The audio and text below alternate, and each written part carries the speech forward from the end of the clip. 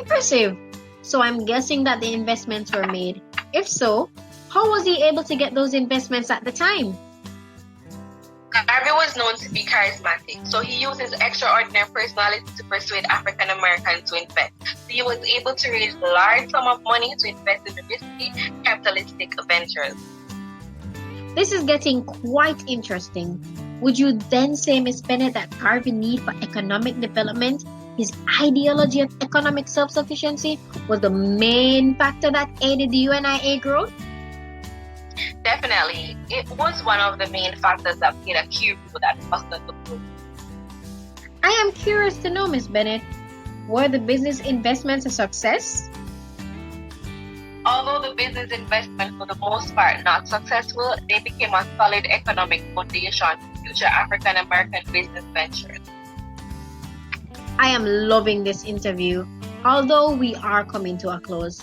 Ms. Bennett, tell me, the attempts to establish economic self-reliance, they went beyond corporate business enterprise? Indeed. So the UNIA, it also acted as a community service agency by providing death and other minor benefits to members. So local divisions were required to maintain a charter fund for the purpose of assisting distressed members or needy individuals of the race. So a fund for loans of honor to active UNI members and employment bureau to aid members seeking employment also established. Wow. This interview, I can say, very informative. Once again, thank you, Ms. Bennett, for being here. My pleasure. Thanks for having me. We can agree that those interviews on improving the universal Negro were rather informative.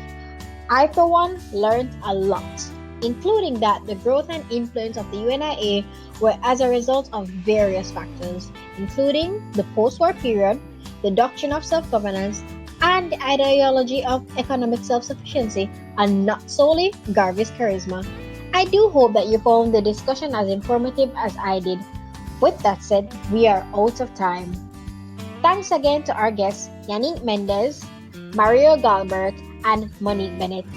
I'm your host, Jillian Richards, and thank you for tuning in.